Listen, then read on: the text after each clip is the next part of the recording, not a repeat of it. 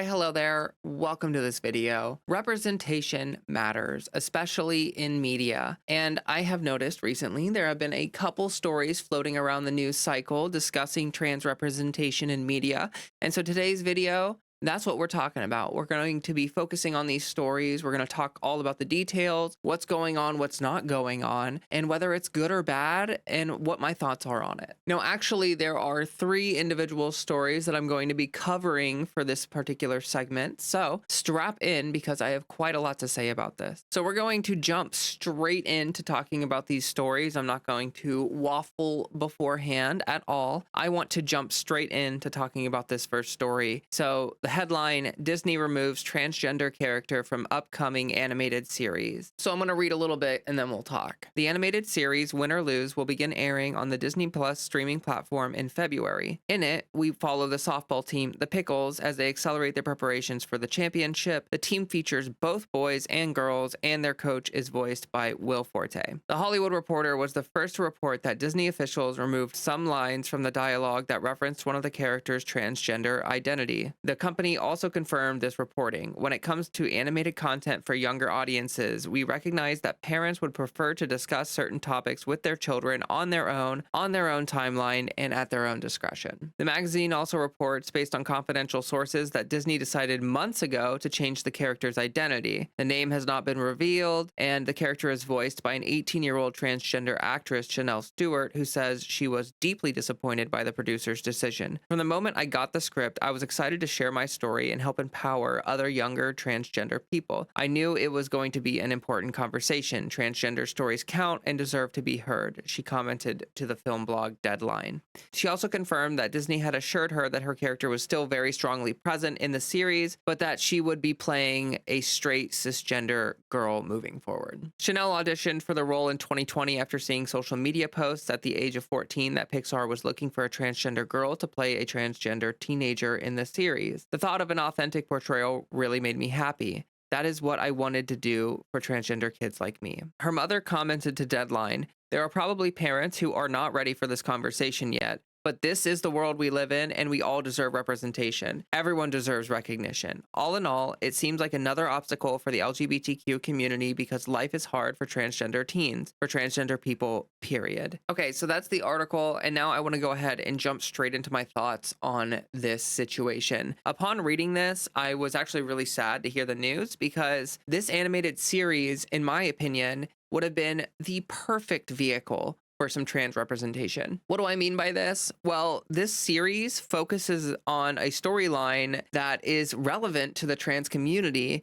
which is sports. So this obviously follows a softball team, the Pickles, and this is a co-ed team. So it has boys and girls on it playing together on the same team. And it's a non-professional sports league where obviously these kids are just trying to, have some fun, play some sports, win a competition maybe. The sports thing is a common conversation in the community or about the community, and having a storyline specifically focused on kids playing a sports game together where it's co-ed, so there are obviously boys and girls playing on the same team already, that opens up an excellent opportunity to have this conversation of like, well, if boys and girls are playing together on this team, does it really matter if this athlete is trans or not? The answer is no. And so this show could have included it didn't have to be in your face or anything, of course, but it could have included a small storyline where you have a trans teenager who feels like maybe they're going to be excluded from sports their entire lives,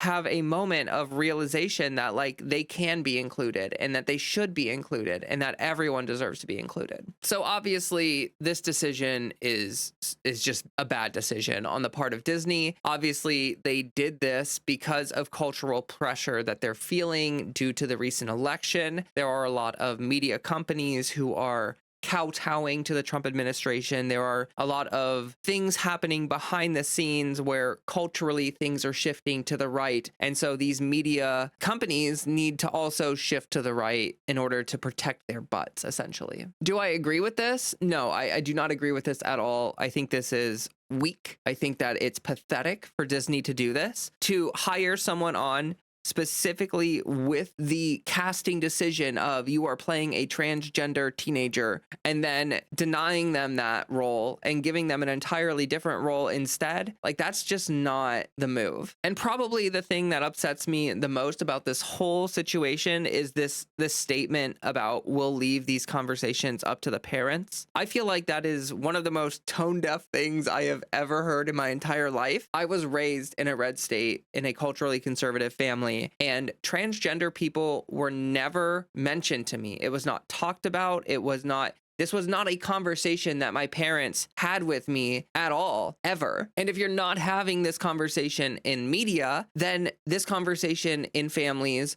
will just not happen at all. This breeds ignorance. This creates misery for people. Like for me, I wasted a lot of time living a way that I did not want to live because I just had no idea the reality of trans people or what it means to be trans or like what anything about it. I just did not know. I had no knowledge because there was very little media representation when I was growing up, and the media representation we had was rather toxic. And on top of that, my family did literally everything they could to try to shield me from the understanding that people like myself exist. Now, you can argue about like how in your face is it, or how well did they write it, or did they do the casting properly? Like, there are all sorts of conversations that can be had about trans representation, but I feel like a conversation that should not be had is like, do we let this stay in or do we cut this out? If it was a part of the original media, if it was a part of the vision of the original animated series, it is obviously a cultural decision. It is a decision made out of pressure due to the recent cultural shift towards the right because of the election. That is the reason why this decision was made. It's not made in a creative sense. This is made in a business sense. So yeah, this whole thing where it's like, we recognize that parents would prefer to discuss these certain topics with their children on their own timeline and at their own discretion. That literally just means that we understand that some parents want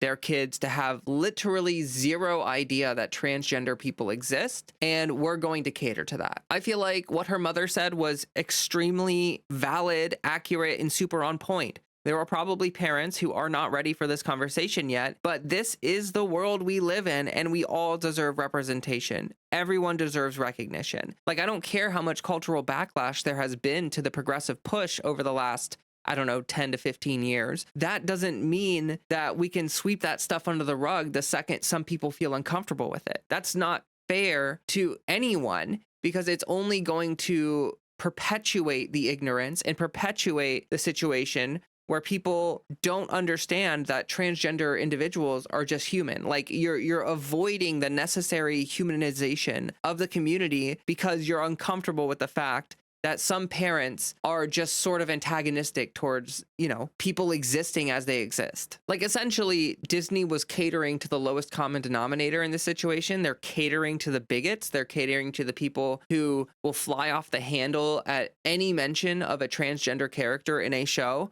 But that's the lowest common denominator. This is a vocal minority, whereas most people are either fine with it, don't care, or are positively receptive of this kind of thing. Now, I wish I could say that this was like the only recent story where this kind of thing happened, but unfortunately, there was another story not too long ago about this same exact thing. So here we have this article. Disney reportedly shelved episode of Marvel show because of trans athlete storyline. So this was from November 18th, 2024, very shortly after the election. Disney is facing pushback after reportedly pulling an episode of an animated series, Moon Girl and the Devil Dinosaur, because it centered a trans athlete. The Disney Channel show first premiered in 2023 based on the Marvel comic of the same name. It follows a 13-year-old science prodigy named Lunella Diamond White, aka Moon Girl, who protects New York City's Lower East Side with the help of her T-Rex sidekick, Devil Dinosaur. According to Polygon, one person who identified themselves as someone who worked on Moon Girl claimed in a now deleted social media post that the episode The Gatekeeper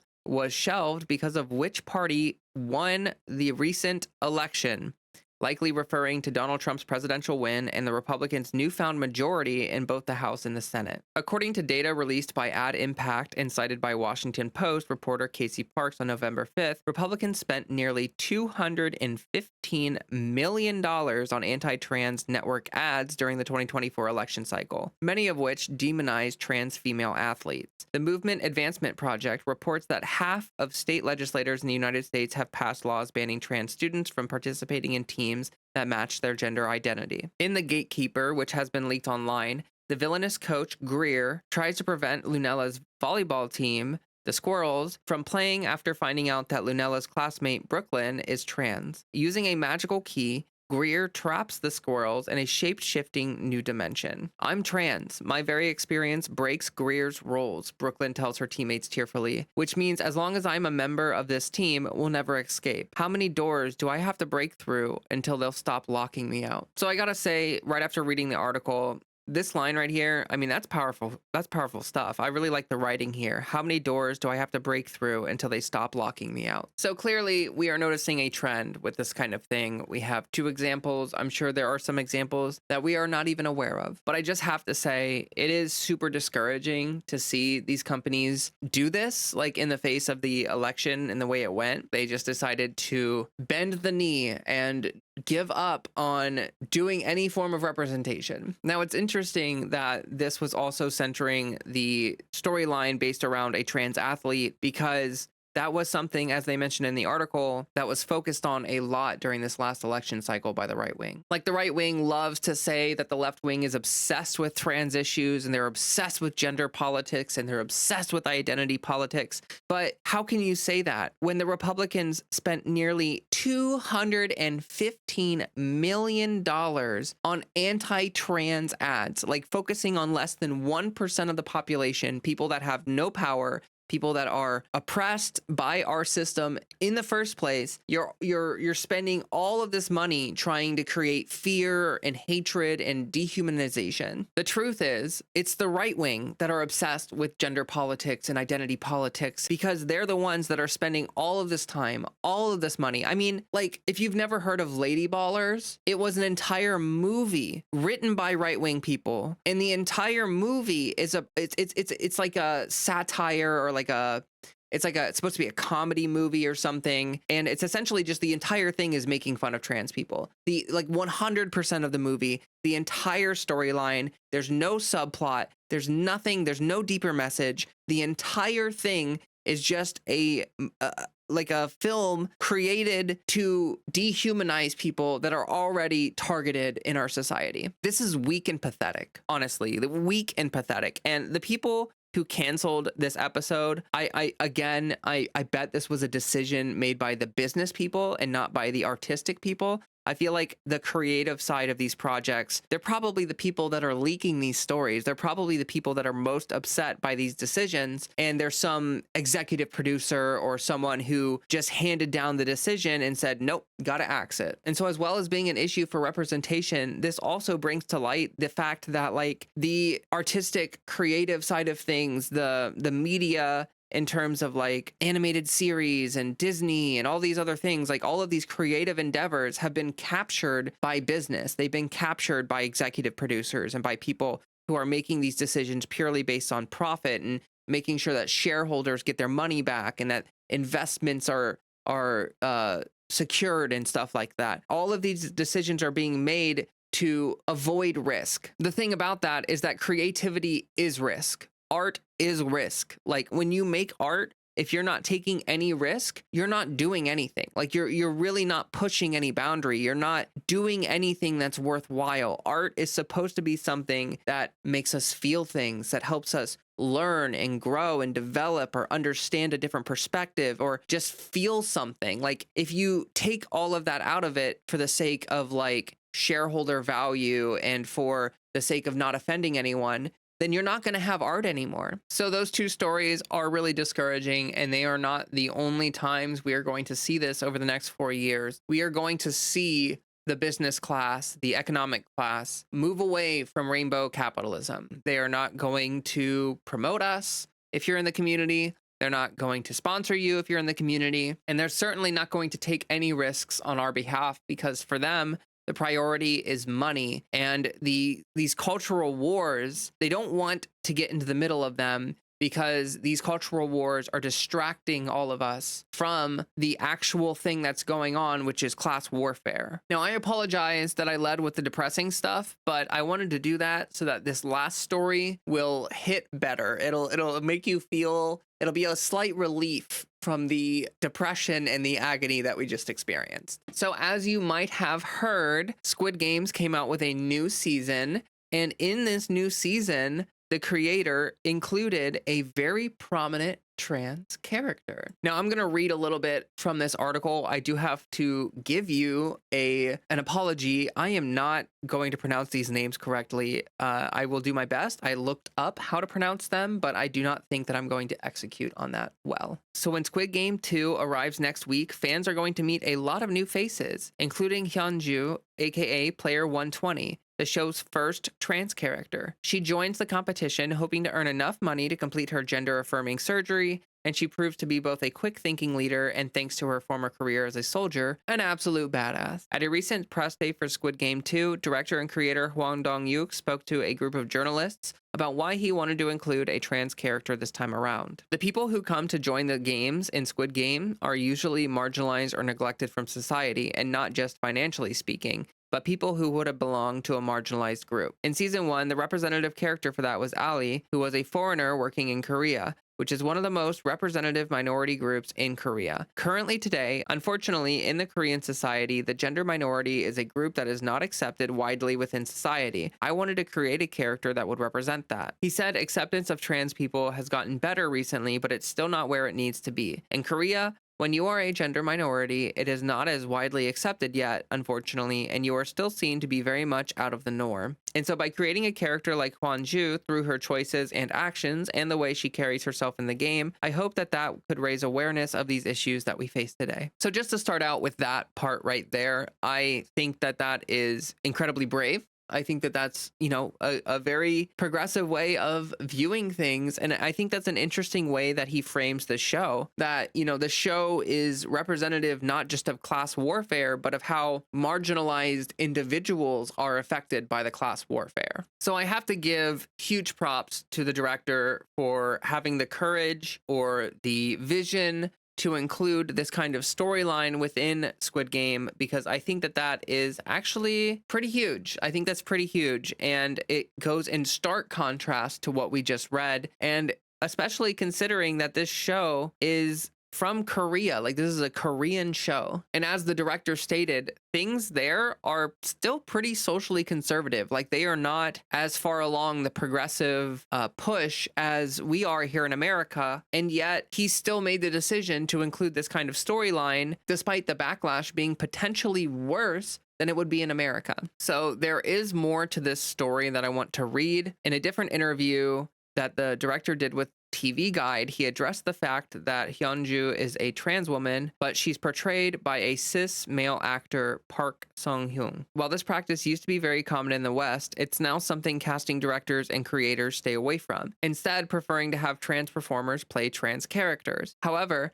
culture in South Korea is not there yet, as the director told TV Guide. I did anticipate such discussions to arise from the moment I began creating the character Hyunju. In the beginning, we were doing our research. I was thinking of doing an authentic casting of a trans actor. That proved more difficult than he had realized. When we researched in Korea, there are close to no actors that are openly trans, let alone openly gay, because unfortunately in the Korean society, currently the LGBTQ community is rather still marginalized and more neglected, which is heartbreaking. It was near impossible to find someone who we could cast authentically. Choosing Park was the best next option, according to the director. I had complete trust in him that he would be the right person in terms of talent portraying this character. So if I were to say that this story had a catch, this would be the catch. That the trans woman is being played by a cis male actor. And yeah, I mean, that's not ideal. That's definitely not ideal. But this has created a lot of conversation about this topic. And I think that there are some interesting things to discuss when it comes to this particular issue, especially because this is a Korean show, one that is shot in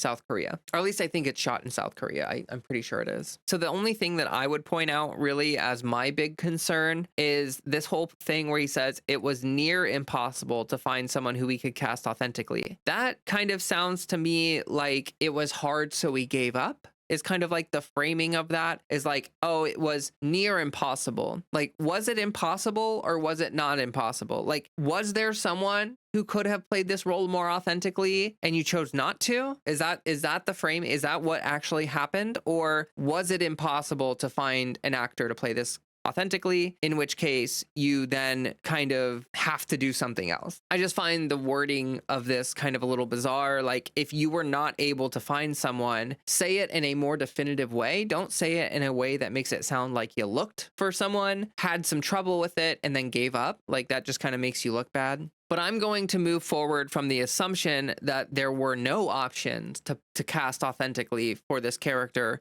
and therefore they had to rely on a cis actor to do it. So a lot of people have a lot of different feelings and a lot of different opinions about this. Some people are upset. Some people are saying things like you should have flown someone in from, America or somewhere else to play this role. I don't know enough about that. Like, I'm not huge into film. I'm not like a big film head. I don't know how common it is for like countries like South Korea to fly in talent from outside to do stuff. I don't know if that's within their budget. I don't know anything about that. Like, I don't know how feasible that is. I do think that if that were an option, I think that would have been preferable to a cis actor playing it. Like, if you were able to cast someone, maybe you have to fly someone in from somewhere else. Maybe you can't get like an actual South Korean who's openly trans, but you can get someone of Korean descent who is trans, who is in the field, and therefore get a more authentic role casting that way. Either way, some people are upset about this and some people are not so upset about this. It really just depends. I think that everyone should watch the show before they make a big decision about how they feel about this. Now, just to be clear, I have not yet seen season 2. I've seen season 1.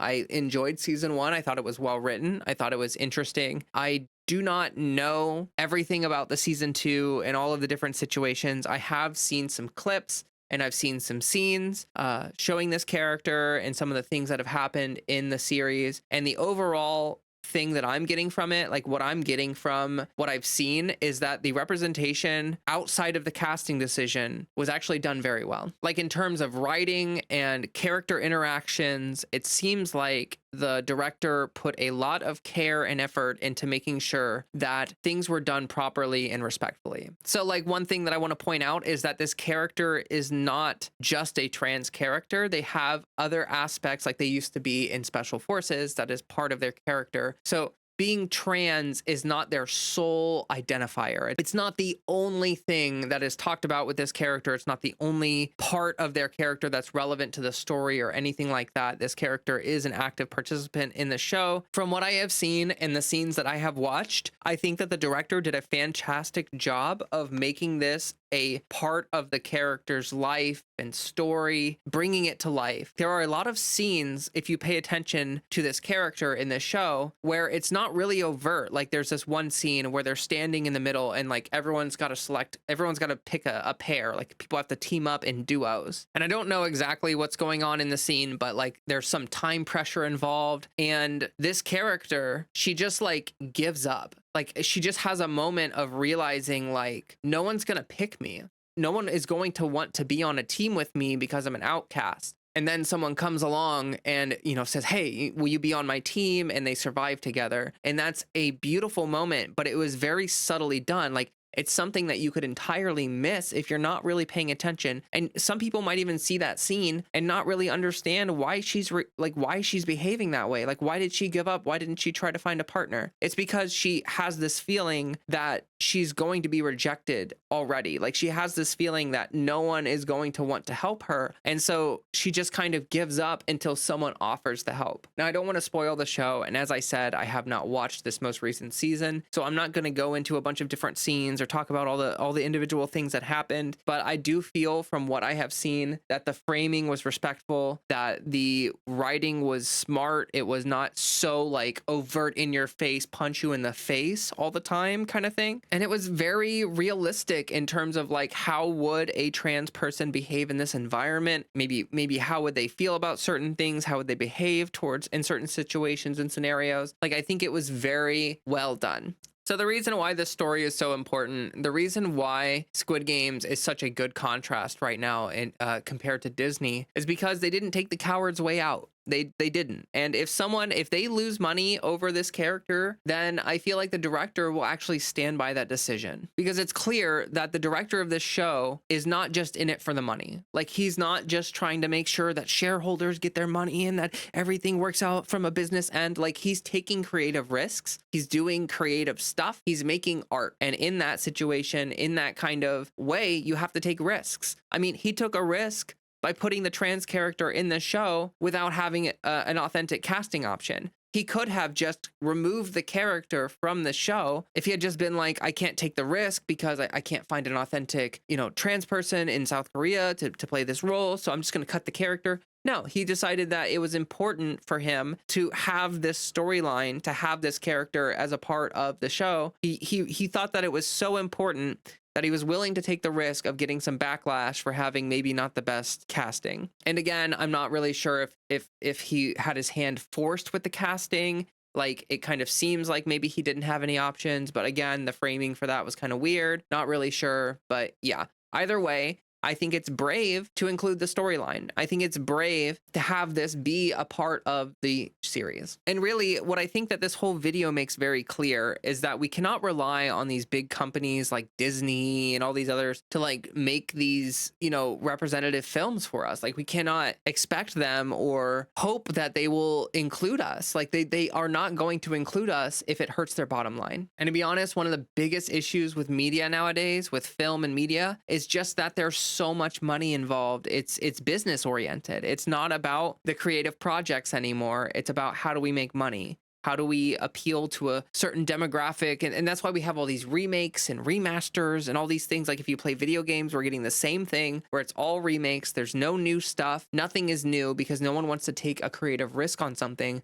They just want to capitalize on something that they know will work, which is not art. That's not art. So I have to admit, I was feeling a bit discouraged seeing the news from Disney. I was not surprised because during Trump's first term, rainbow capitalism was, left by the wayside. Like, sponsorships stopped happening. People stopped having product lines. Like, Target had that whole thing happen where people were attacking Target for having a pride display. And they caved. They got rid of it. They scaled back and just decided to cave to the outrage culture or whatever. All of that is discouraging. It is very discouraging. But one thing that I want to make very clear is that, like, conservative backlash to the cultural progress that we've made is literally just backlash. They cannot put the toothpaste back in the tube. Like trans people are here. We have had enough representation. We have had enough exposure in the public eye that you cannot put it back in the box. Like, it is not going to fit. Like, we are here to stay, and people can try to bury us, like put us under the rug or whatever, sweep us under the rug, but that's not going to stop people from making representation. It's not going to stop people from telling our stories, and it's not going to stop people like me from making sure that I maintain visibility and try to do my best to like give a voice to my community. So I know that it's discouraging. I know that stories like this make it seem like we are being removed from culture and they're trying to censor us and all that other stuff. But just keep in mind that, like, the backlash is temporary. The progress is here to stay. Now, they can try to claw back some of it. They can certainly do that, and they have in certain states. There are restrictive laws being passed all the time against transgender individuals, especially in deep red states. But we will persist, we will survive, and we will find a way forward. And try as they may, they cannot erase us from media. We are here to stay. The landscape today is so different from when I grew up. Like, back when I grew up, the only way that you were going to see trans representation was on Dr. Phil or Dr. Murray, and those were so toxic. Like, the form of representation that we got when I was younger that we were allowed to have, it almost doesn't exist anymore, which is amazing. I think that that is the kind of progress that I would like to point to